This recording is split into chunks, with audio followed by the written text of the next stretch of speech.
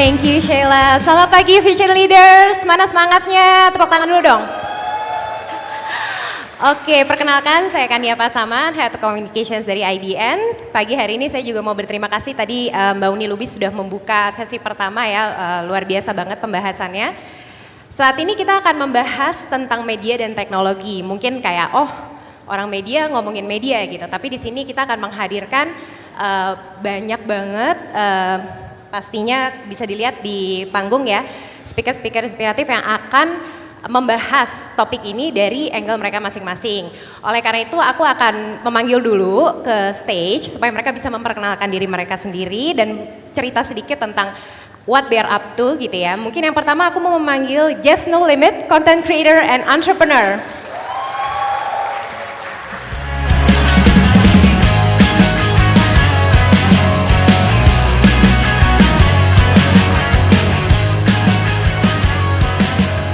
Welcome Jess, please have a seat. Oke, next aku akan memanggil ke stage Winston Utomo, founder dan CEO IDN.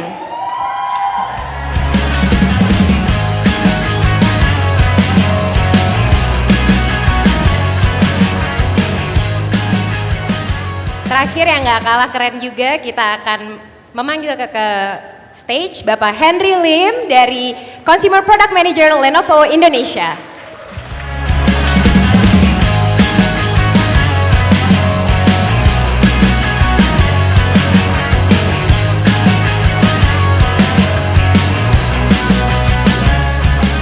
Oke, jadi tanpa berbasa-basi lagi, mungkin 1-2 menit pertama aku mau mengajak speaker-speaker kita yang sudah ada di panggung ini untuk sedikit memperkenalkan tentang diri mereka dan juga menceritakan what they're up to gitu ya. Sebelum kita akan membahas topik kita, Digital Frontier, Navigating the Future of Media with Technology. Silahkan Pak Winston. Selamat pagi semuanya. Perkenalkan, nama saya Winston Utomo dari IDN. Thank you for having us. IDN adalah sebuah consumer technology company. Kita punya lebih dari 70 juta user di dalam ekosistem kita. Kita ada 4 bisnis pilar, digital media yang pertama, yang kedua adalah live streaming, dan yang ketiga adalah entertainment, ada film company, music company, idol company, dan yang terakhir kita ada creators business yaitu adalah ICE. Jadi itu adalah sekilas tentang IDN. Thank you.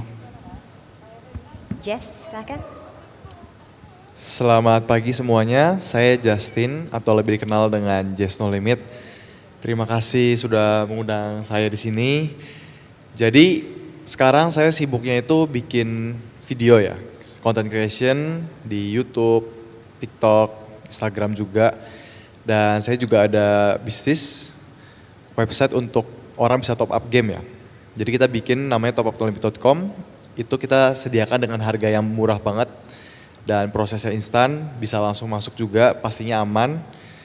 Jadi kita bikin itu tujuannya supaya gamer-gamer itu bisa mendapatkan nilai yang murah ketika mereka mengeluarkan uang. Karena banyak banget saya ngeliat platform ada yang jual harganya itu mahal. Dan sekarang juga saya lagi bikin platform juga. Ini belum jadi tapi, jadi saya lagi bikin, kan banyak ya orang mungkin suka main game ya. Nah cuma mereka bingung gimana cara sih main game bisa dapat uang. Karena ada game itu ada 2, mungkin ada yang menghasilkan uang, ada yang cuma main game doang gitu. Saya lagi bikin platform untuk mengedukasi gimana caranya orang nanti bisa main game dapat uang. Gitu sih, terima kasih. Thank you.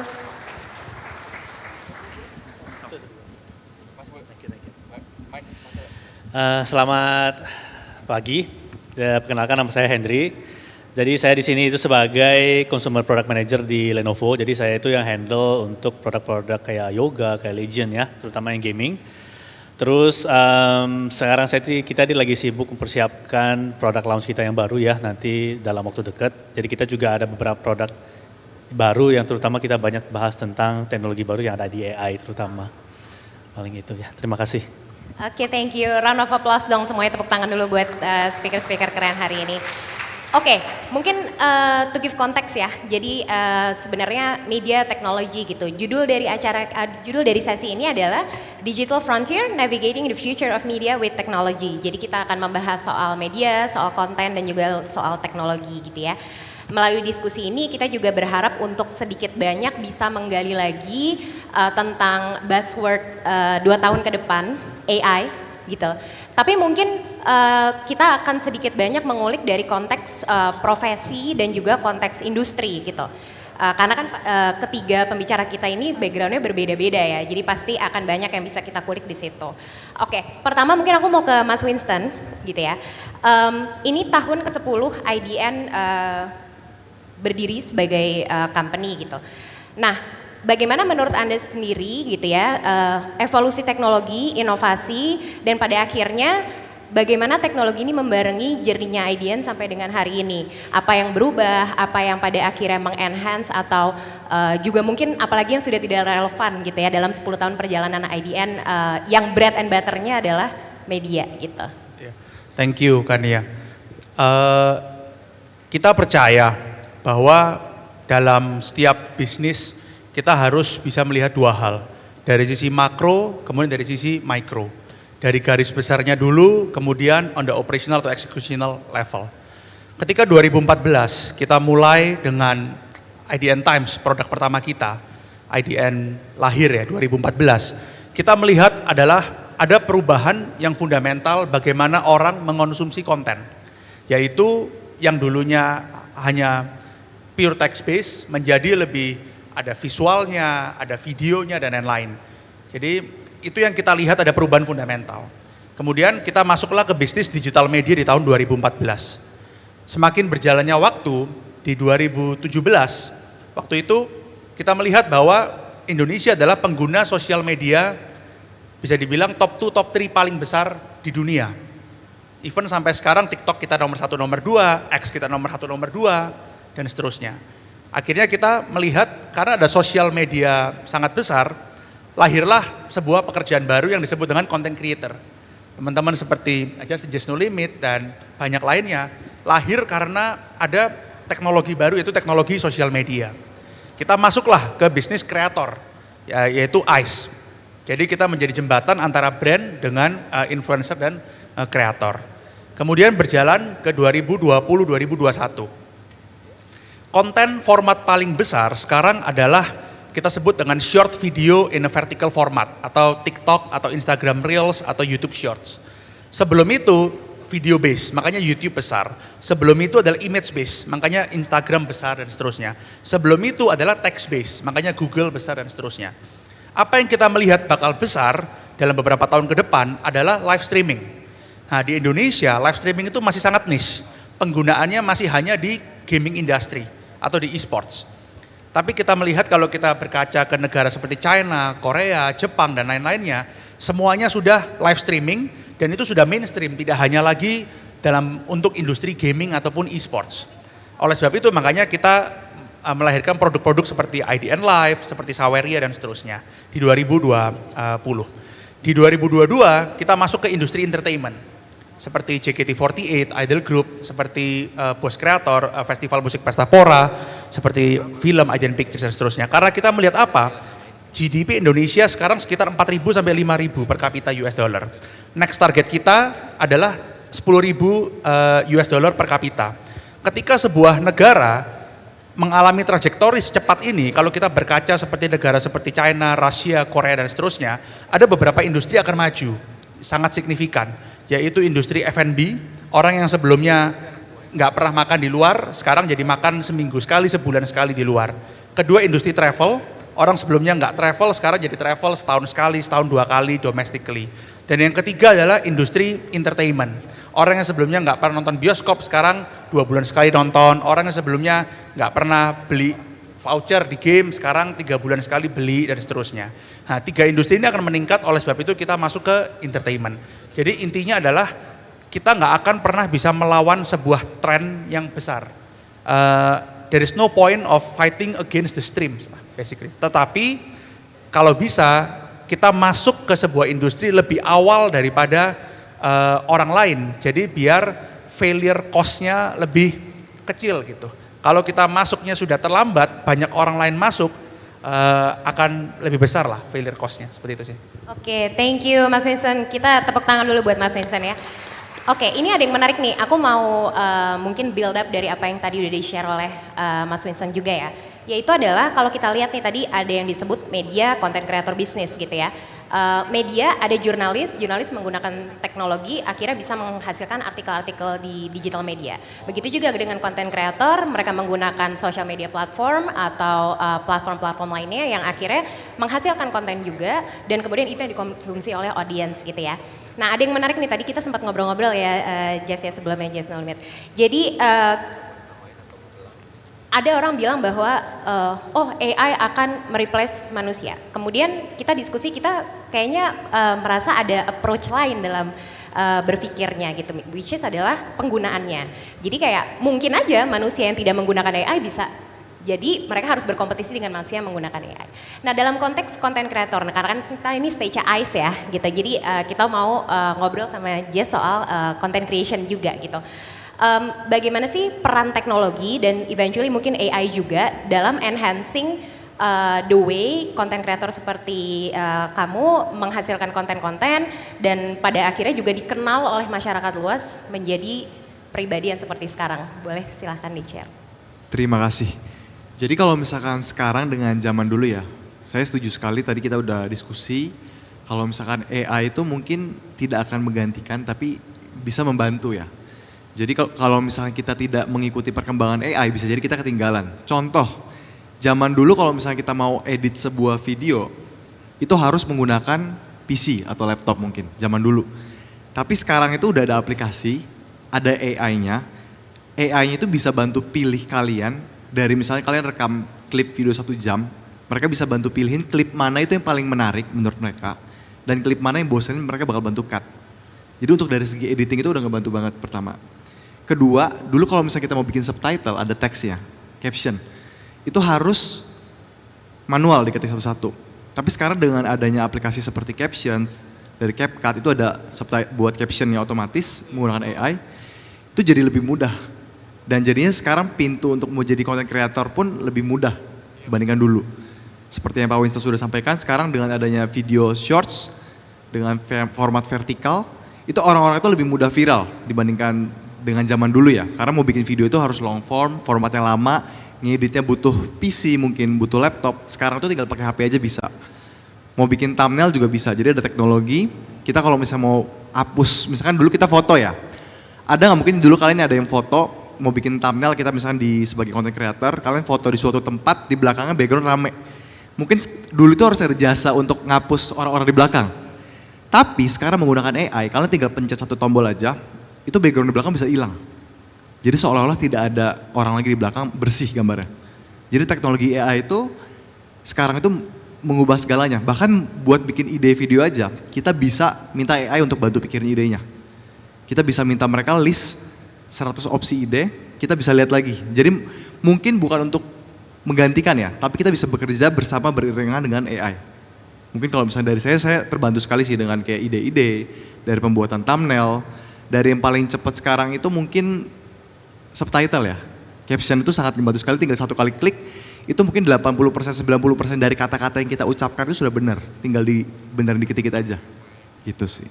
Oke, Mas Henry, Lenovo sendiri kan lumayan dekat dengan anak muda juga ya, banyak produk-produknya yang aku lihat secara pembahasan tuh memang menargetkan eksekutif muda gitu ya, dan orang-orang yang ya pekerja juga lah gitu, di kantor juga kita pakai gitu kan. Tapi bagaimana sih Lenovo itu memimpin revolusi di industri kreatif ini mungkin dengan produk-produknya, kalau tadi kan Jess sempat share tuh beberapa terbantu dengan beberapa tipe teknologi ataupun enhancement kayak AI gitu ya. Nah dari sisi Lenovo sendiri gimana? What do you think dan karena kan ini dari perangkatnya nih gitu, ini kan user-usernya nih ya. Jadi mungkin boleh diceritain juga dari sisi itu sih. Oke. Jadi kalau dari sisi Lenovo sendiri yang pasti tadi kan kita udah bicara tagline-nya Smarter Technology for All. Jadi kita itu punya visi, kita mau menyiapkan semua teknologi itu accessible untuk semua kalangan. Tidak hanya untuk orang-orang yang misalnya yang udah ngerti ya, yang orang-orang content creator baru pakai, enggak juga. Justru kita maunya orang-orang yang bahkan belum kenal tentang content creator gitu, tapi contoh misalnya nonton Just No Limit gitu ya, oh pengen nih kayak Just gitu, gimana caranya. Kita juga siapin teknologinya, kita siapin device-nya. Nah, kalau misalnya tadi soal ngedit terus ya software apa yang dibutuhkan, kita udah siapin secara hardware bahwa untuk teknologi atau aplikasi baru yang bisa jalan dengan AI, kita udah siapin hardware-nya. Contoh misalnya kita punya CPU yang sudah punya NPU ya, jadi dia itu sudah bisa menjalankan aplikasi AI itu dengan lebih efisien, lebih cepat, jadi baterai juga lebih lama. Jadi kita itu pengennya bahwa kita jadi yang pionir lah, kita yang pertama untuk menghadirkan teknologi ini di masyarakat, seperti itu. Oke, ini ada satu pertanyaan ini untuk Winston dan juga Jess ya. Aku mau tanya nih, ini kan dari sisi satu mungkin media company ataupun consumer technology platform gitu dengan ekosistem yang ada produk-produk yang juga bukan media base gitu ya. Tapi mungkin nanti juga Jess mungkin boleh menambahkan juga gitu ya. Tapi sebagai user itu sendiri, kan kita kalau content creator ataupun kita bekerja di consumer technology platform, kita ada human creativity-nya, tapi kita juga menggunakan teknologi ini gitu. Nah, the act of balancing itu dan di mana memang kita tahu, oke ini bisa di-enhance oleh teknologi, tapi ada part yang memang kayaknya nggak bisa ditinggalin sama human touch-nya gitu. Nah, I want to know what you think sih, Winston dan Jess.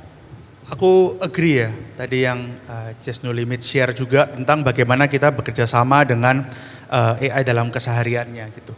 Aku ambil contoh, misal ketika saya mau research tentang sebuah topik baru atau industri baru, sebelumnya bisa makan 3-4 jam. Saya tarik beberapa artikel, saya cari research paper, saya cari topik-topiknya, saya baca, saya tulis, saya bikin frameworknya dan lain-lain. Bisa makan 3-4 jam. Sekarang nggak sampai 30 menit saya bisa mendapatkan apa yang saya inginkan gitu. Saya tinggal prompt beberapa hal, saya baca, terus ini seperti teman bertukar pikiran. Saya bilang, coba dilihat dari approach ini, kayak gimana? Dia jelasin dari approach ini. Pakai kan banyak ya GPT maupun yang lain-lain juga ya. Jadi hal-hal yang seharusnya saya 3-4 jam, sekarang tinggal 30 menit, itu menghemat berapa 3 jam lebih dari waktu saya, dan itu banyak hal lagi yang saya manfaatkan. Contoh proofreading writing, saya nulis grammarnya atau apanya, kadang saya minta bantuan untuk dibersihkan, dirapikan, make sure semua jadi lebih rapi dan seterusnya. Poin saya adalah kalau kita tidak memanfaatkan teknologi ini, ya kita akan tertinggal gitu. Jadi untuk memberikan sedikit konteks bahwa internet, ini bukan dari saya ya, semua orang sudah bilang, internet di tahun 2000-an itu sama dengan AI di tahun 2024 dan seterusnya. Jadi it's such a game changer for everything, dan kalau kita mau terus bisa menjadi terdepan, kita harus bisa bergandeng bersama menjalankan ini supaya ya itu kita bisa terus menjadi yang terdepan sih, seperti itu. Kalau dari saya juga setuju ya dengan Pak Winston, karena banyak sekali kayak aktivitas-aktivitas yang saya lakukan itu terbantu sekali gitu. Jadi kayak yang tadinya mungkin bisa mengerjakan suatu hal itu bikin skrip contohnya, bikin skrip untuk suatu video. Kita dulu mungkin harus ketik sendiri semuanya. Sekarang kita tinggal ketik aja mungkin poin-poin idenya, kita misalkan mau bikin video tentang misalkan membandingkan handphone murah versus handphone mahal. Nah, nanti kita bisa minta opsi hook-nya juga. Hook itu kan penting ya kalau bikin video ya. Jadi kayak 3 detik utamanya itu mau gimana sih klipnya. Nah itu mereka bisa bantu pikirin, kasih list misalkan 10 ide. Dulu mungkin kita harus riset sendiri, cari-cari sendiri. Dan setelah itu kan kalau misalkan kita mau kasih ke brand gitu ya, itu kan harus rapi gitu, terstruktur rapi dan profesional lah looknya gitu ya. Kalau dulu mungkin kita harus benar-benar susun sendiri semua. Tapi sekarang dengan bantuan AI, kalian tinggal ketik aja, kalian punya idenya apa, kalian tinggal minta mereka susunin. Dan mereka juga luar biasa itu bukan cuman bisa kita input, mereka minta untuk melakukan apa, tapi kita bisa input data juga. Tadi seperti yang disampaikan Pak Winston, seperti contoh, misalkan ada file ya, Word gitu, atau misalnya ada PDF, kita bisa minta mereka untuk analisa isinya itu apa sih, misalnya dirangkum. Kita misalnya mau tahu isinya hal spesifik apa dari data tersebut. Jadi kayak benar-benar bisa memudahkan sekali ya, itu ya. Jadi salah satunya juga yang mungkin setiap hari saya pakai itu juga aktivitas sehari-hari gitu. Jadi kalau misalkan kayak kita mau buat menghitung keuntungan-keuntungan, misalnya saya di topupnolimit.com gitu ya. Saya pengen melihat kira-kira proyeksi keuntungan saya itu berapa sih. Dulu kan kalau misalnya kita mau hitung itu mungkin harus menggunakan Excel ya, kita harus tahu rumusnya. Sekarang itu nggak perlu, kita tinggal bilang aja, saya mau keuntungan saya marginnya segini, bikin proyeksi, kira-kira 2 tahun ke depan, topupnolimit.com ini omsetnya bakal berapa. Kira-kira bakal berapa, profitnya bakal berapa, itu bisa banget gitu. Jadi kayak AI itu benar-benar seperti teman berpikir setiap hari ya, bertukar pikiran gitu ya.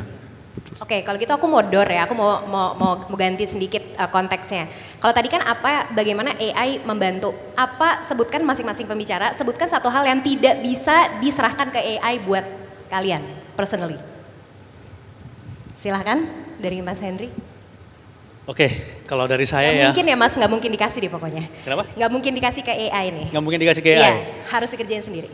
Oke, mungkin kalau dari saya lebih ke konteks kali ya. Mungkin kalau tadi kan udah dikasih contoh nih, kita kasih konteks ke AI, kita bisa merangkum segala macam. Tapi menurut saya nggak bisa dikasih itu kayak final judgment-nya nih. Contoh misalnya saya kan nggak jago gambar ya gitu ya.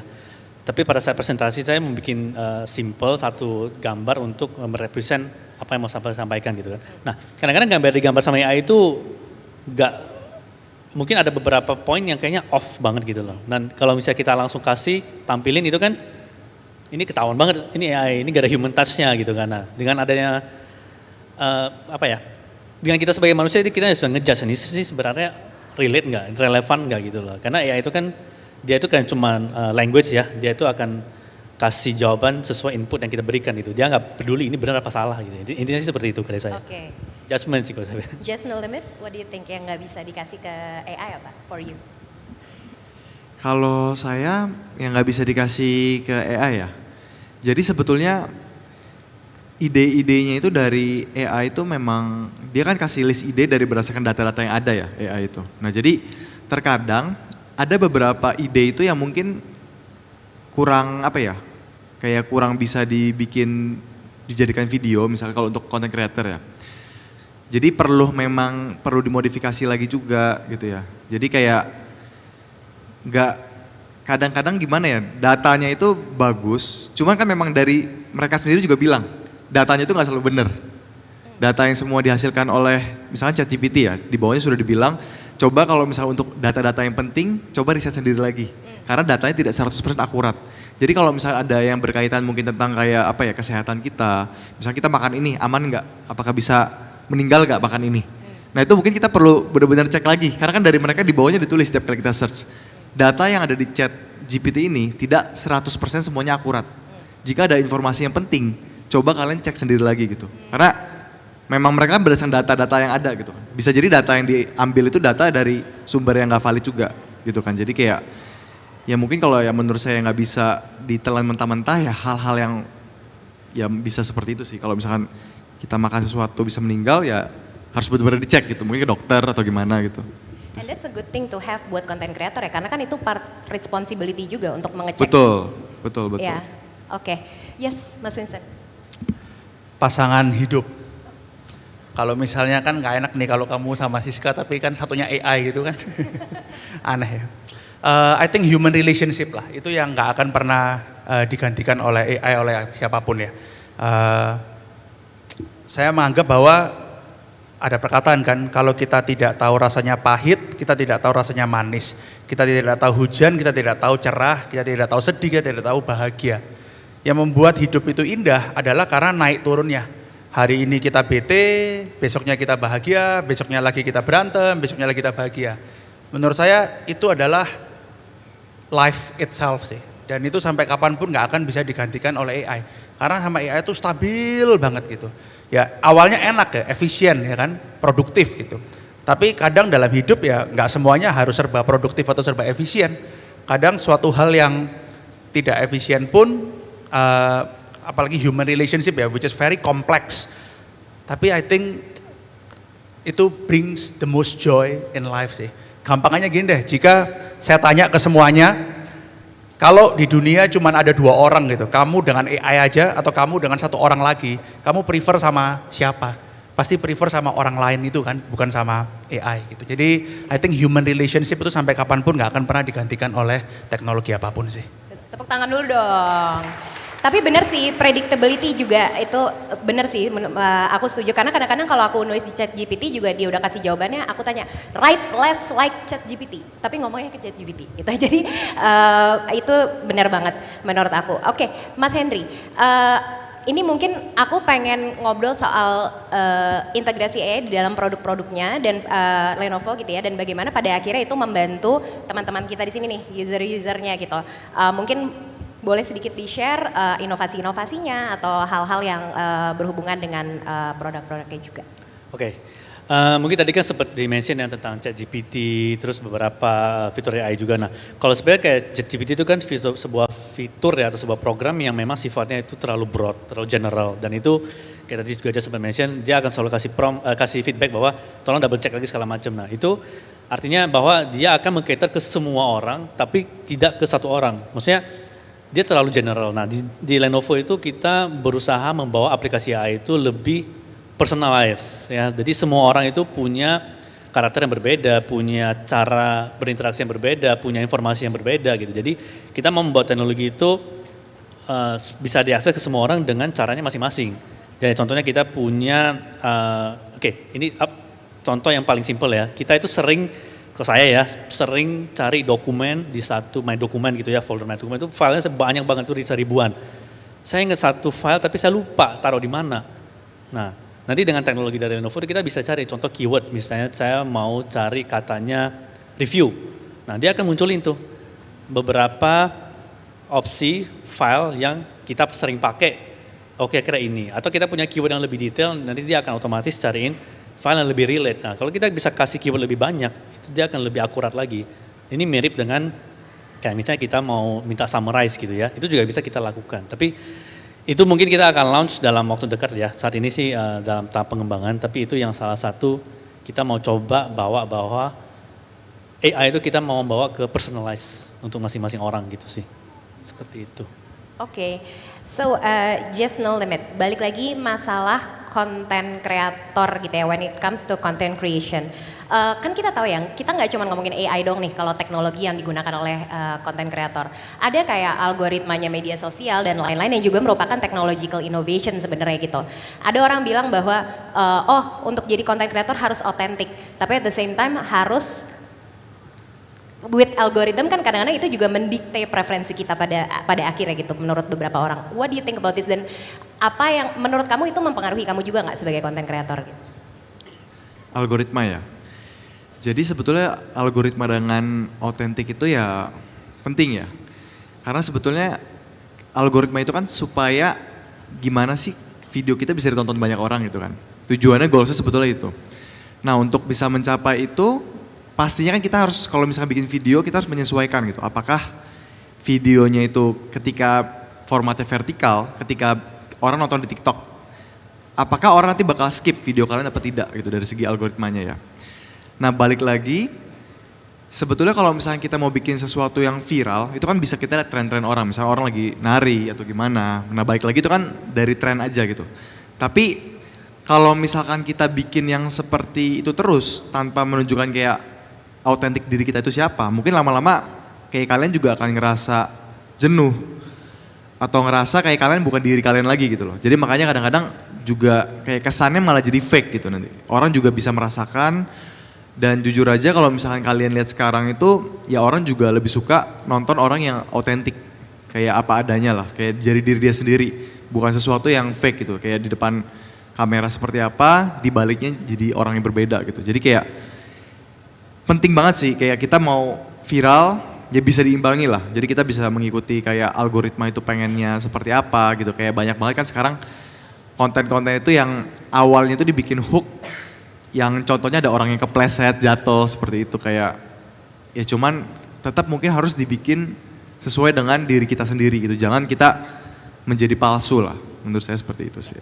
Oke, next aku akan buka sesi pertanyaan supaya teman-teman di audiens bisa bertanya ke panelis kita yang keren-keren ini ya. Sebelum kita lanjutkan lagi sesinya, mungkin ada yang mau bertanya kah?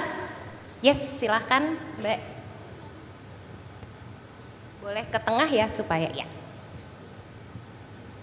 Boleh disampaikan mau bertanya ke siapa dan kemudian pertanyaannya. Sama namanya juga boleh Mbak. Oke. Eh,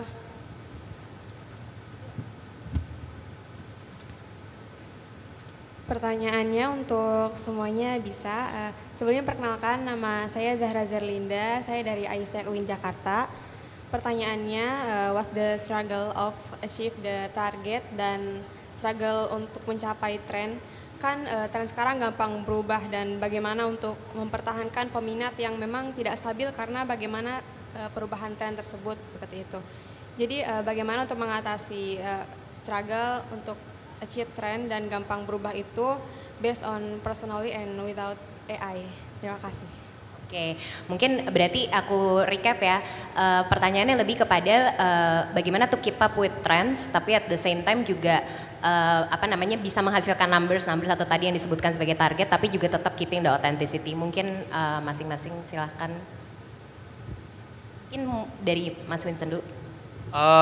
Kalau dari saya harus rajin membaca, rajin ngobrol sama orang, tapi ketika waktunya kita membuat suatu kesimpulan atau analisa, kita harus punya value-value dan prinsip yang kita pegang sih. Jadi mungkin saya bagi ke 3 fase ya. Fase pertama adalah fase learnings atau understanding gitu. Jadi kita explore diri kita terhadap suatu tren, kita baca sebanyak mungkin, kita cari informasi sebanyak mungkin. Yang kedua, kita berusaha melihat apa sih prinsip-prinsip dan value kita. Kalau company, apa sih core kompetensi dari company kita gitu. Misal IDN, wah trennya sekarang semua orang laptop tipe ini, tapi kan nggak mungkin IDN kita buat laptop gitu kan. Jadi ya kita harus fokus pada core kompetensi kita. Dan yang ketiga ya udah, ketika kita sudah melakukan, kita harus kasih matrix gitu. Dalam arti kita coba 3 bulan, kita mau achieve ABC. Let's say kita gagal, toleransi kita berapa? 70-80%, oke. Tapi kalau di bawah 70-80%, 50-60%, ya udah kita mungkin hipotesa kita dan konklusi kita di tahap kedua tadi salah. Artinya kita harus revisi dan kita harus buat kesimpulan baru dan seterusnya. Itu sih mungkin dari saya. Oke, mungkin just no limit sebelum kita ke pertanyaan selanjutnya. Kalau dari saya untuk supaya bisa mengikuti tren ya. Kalau dari segi content creator mungkin kita bisa ngelihat paling gampang itu kalau di YouTube itu kan ada kolom trending. Nah itu kita bisa lihat yang lagi tren itu apa.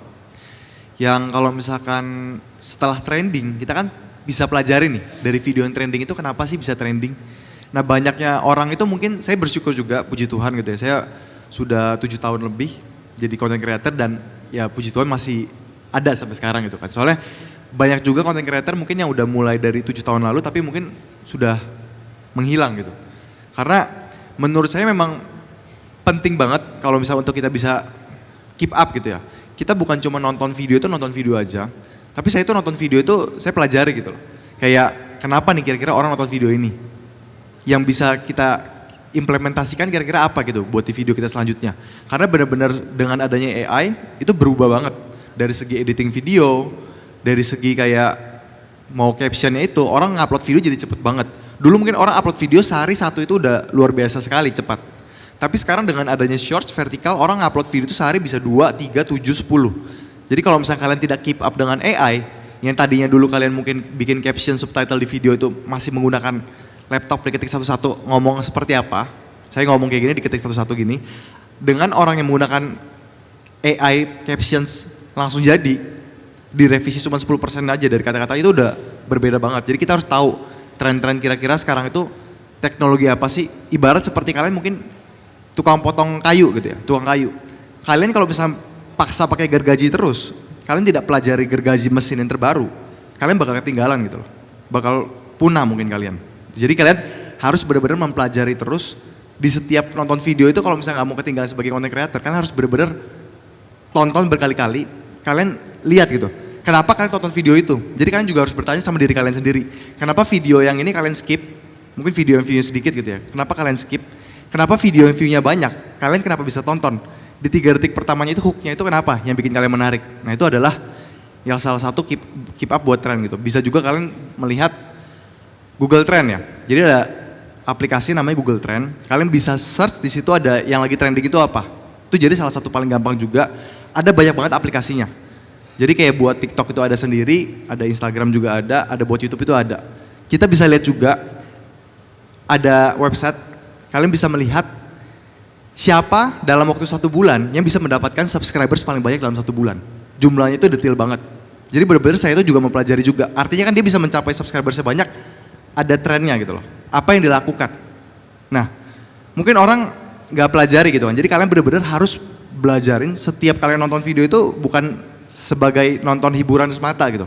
Tapi kalian catat, kalian pelajari apa yang bikin kalian nonton video itu dan apa yang kalian bisa implementasikan gitu. Karena ya sekarang mau kalian berbisnis, mau kerja dimanapun, sekarang semua serba bikin video. Jadi memang supaya keep up buat tren ya kalian harus benar-benar belajar terus tanpa henti. Sampai ya mungkin ya sampai kalian pensiun gitu. Gitu sih kalau misalnya dari saya. Jadi mungkin detail lengkapnya, makanya saya udah bilang gitu kan, saya bakal bikin sebuah platform untuk nanti orang-orang gimana sih caranya mereka bisa menghasilkan uang dari mereka bisa bermain game atau dari content creation gitu. Karena banyak yang saya ngeliat main game itu cuma main game doang tapi buang waktu gitu. Nah saya pengen ngajarin orang gimana cara mereka bisa main game dan menghasilkan uang. Gitu sih dari saya. Wow, cannot wait. Tepuk tangan semuanya. Oke, satu pertanyaan lagi sebelum kita, ya boleh yang sorry, tadi udah dari sebelah sana, sebelah sini deh boleh satu. Yes, silahkan yang baju putih. Ya, ya.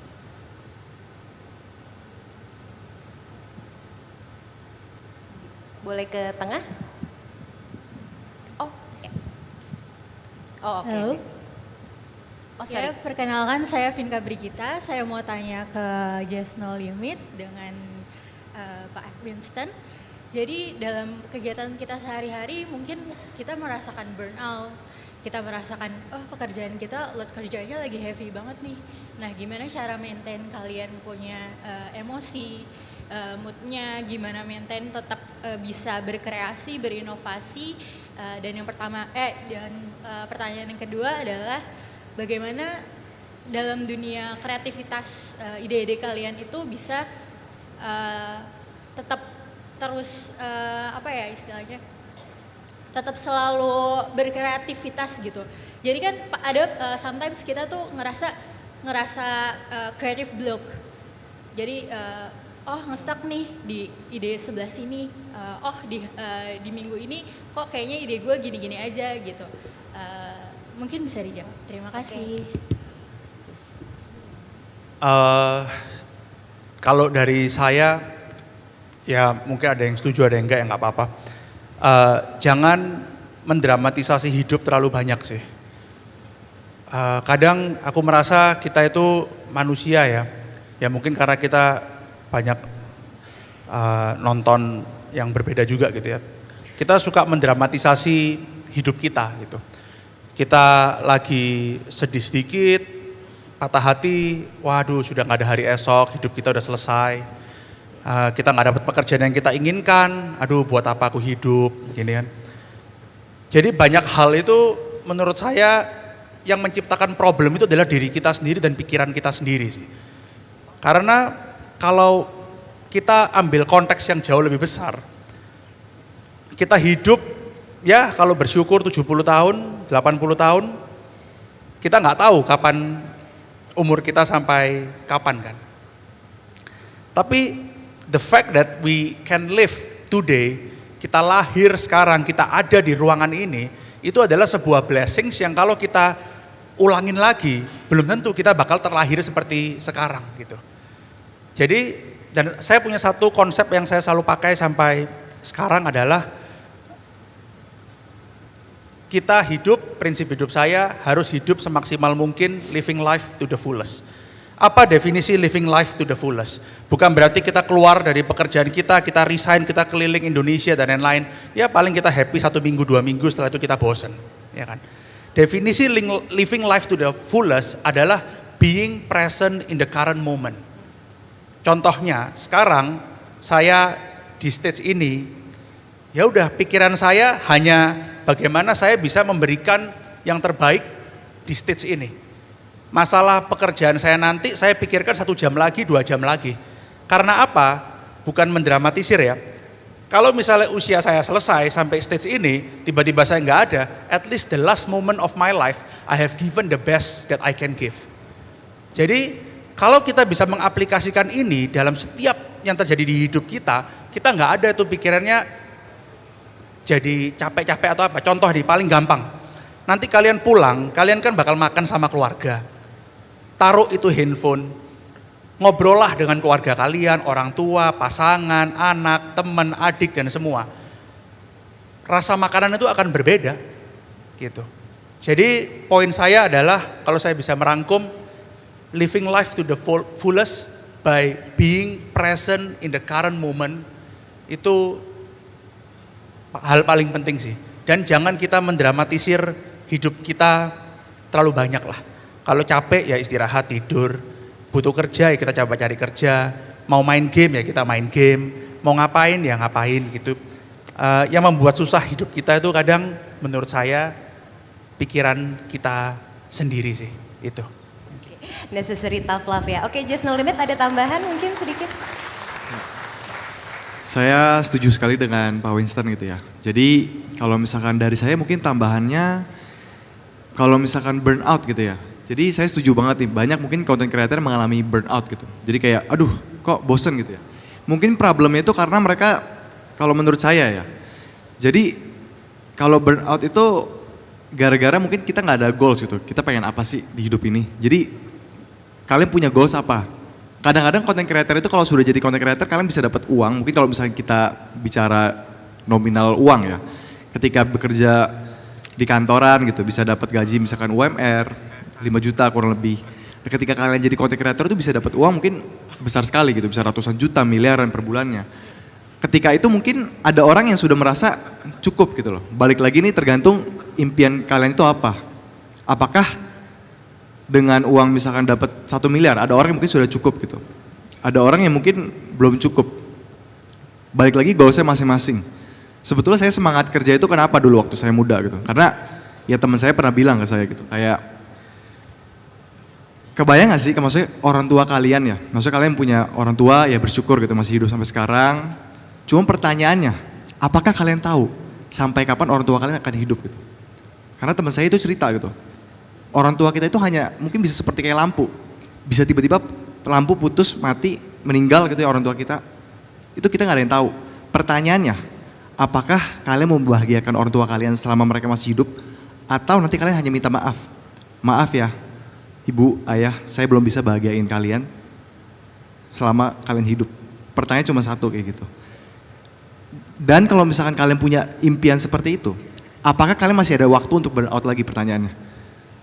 Apakah kalian ingin memberangkatkan orang tua kalian ke tanah suci? Pertanyaannya sesimpel itu sebetulnya sih. Kayak jadi dari mindsetnya dulu kalian harus jelas nih. Kalian tuh goalsnya buat apa? Apakah buat diri sendiri aja atau buat orang lain juga gitu. Ketika kalian punya impian yang jelas dalam hidup kalian gitu. Kalian bisa ya berdampak gitu buat orang lain. Tidak memikirkan diri kalian sendiri gitu. Jadi pertanyaan saya sebetulnya kayak balik lagi kalian harus tahu nih impian kalian itu apa gitu dan kalian juga harus bersyukur gitu karena ya mungkin pekerjaan kalian sekarang itu adalah pekerjaan impian orang lain. Orang lain mungkin harus bekerja dari pagi, siang, malam. Mereka harus bekerja dengan beban fisik, panas-panasan, hujan-hujanan. Dapatnya mungkin lebih sedikit dari yang kalian dapatkan gitu loh. Jadi kayak balik lagi sih ya tergantung gitu. Makanya impian kalian itu apa dan ya bagi saya pengen selama hidup ini itu saya bisa berguna bagi banyak orang gitu. Saya pengen kumpulin uang sebanyak mungkin. Saya tujuannya supaya saya bisa berbagi ke semakin banyak orang dalam hidup saya ini. Jadi menurut saya itu kayak bagi saya seperti kayak game aja gitu sih. Game saya itu sekarang ya untuk kumpulin uang supaya saya bisa bagi ke banyak orang. Gitu sih bagi saya gitu ya. Jadi maksudnya kan supaya nggak burnout itu kalian harus punya tujuan yang jelas dulu gitu. Kalau misalnya memang tujuannya kayak cuma dapat 1 miliar cukup, sudah dapat 1 miliar ya mungkin udah selesai gitu kan ya. Terima kasih. Oke, thank you. Tepuk tangan dulu. Oke, sebelum aku wrap up sesinya, aku ada satu game nih. Ini aku harap inovator-inovator di luar sana denger ya. Mungkin aku akan mulai dengan diri aku sendiri, nanti masing-masing pembicara juga bisa state what they think gitu ya. Apa sih satu hal yang kalian pengen teknologi itu bisa lakukan untuk kalian, tapi belum bisa nih saat ini? Kalau AI kan udah bisa nih ya, udah ada gitu ya. Apa sih hal yang kalian ingin, udah teknologi aja yang ngelakuin, gue enggak gitu. Aku mulai, nyetrika, karena aku gak suka nyetrika. Nah, Winston apa? Tahun 2018 saya tuh main Mobile Legend. Saya waktu itu yang saya sering lihat Just No Limit gitu. Jadi kalau ditanya apa yang dulu saya impikan teknologi bisa bantu saya, biar saya bisa jadi pro player. Tapi mendahului sampai sekarang Jess. nggak bisa jadi pro player. Jadi saya tahu keterbatasan, ya udahlah jadi pengusaha aja lah. Siap. Yes, no limit? Kalau saya ya, Kan limit nih, berarti Oh, no iya. limitation. mungkin kalau teknologi yang saya pengen ya, teknologi yang saya pengen ada itu sebetulnya mungkin ini lebih pengen ya. Karena sekarang udah ada VR gitu ya. Saya dulu suka ya nonton lah, kayak Ready Player One gitu. Jadi mungkin saya kepengen banget teknologi itu segera ada gitu. Kalau bisa, mungkin kalau saya masih hidup bisa saya main, ya senang banget sih. Kayak bener-bener main game, tapi yang bener-bener VR-nya itu udah kita gerakin tangan, kita jalan itu udah bener-bener bergerak juga di gamenya. Nah itu saya pengen banget kayak mengalami ya dunia yang seperti itu, tapi bener-bener bisa dimainin sama banyak orang gitu, kayak online games tapi fisik kita itu bergerak juga gitu sih kalau dari saya. Mas Henry, mau diwujudkan mungkin itu keinginannya Jess? Ya itu menarik sih ya, saya juga sebagai seorang gamer juga tertarik dengan teknologi itu sih. Oke, kalau dari saya mungkin simple ya, saya pengen kalau ada teknologi yang bisa menebak masa depan itu apa yang terjadi di masa depan sih. Misalnya contoh paling simple, saya kan juga seorang ini ya investor pegang saham gitu ya. Oke, saya pengen tahu misalnya kapan saham ini naik gitu. Sesimpel itu kalau ada. Oke, nice. Oke, jadi kalau aku sama apa ya, sebenarnya dari tadi yang udah kita obrolin, tapi aku by the way, aku senang banget, aku berterima kasih untuk para pembicara di sini. Kenapa? Karena kita memulai sesi ini dengan tema teknologi, tapi aku suka bahwa kita merap up sesi ini dengan sisi humanis kita sendiri, keinginan-keinginan kita, masa depan pengen seperti apa, terus tadi juga sempat sharing beberapa soal bagaimana berkehidupan dan lain-lain gitu ya. Nah, 3 hal yang aku tadi belajar banget itu adalah tentang authenticity, tentang menggunakan teknologi dengan kontekstualisasi, dan yang terakhir itu yang penting juga adalah bergerak bersama dengan tren atau inovasi, jadi tidak menolak apapun yang datang tapi justru menggunakan itu untuk membantu kita dalam kegiatan kita sehari-hari. So with that I'd like to thank all of our amazing speakers. Give a round of applause for everyone on the stage. Terima kasih banyak semuanya dan kita foto bareng dulu. Thank you.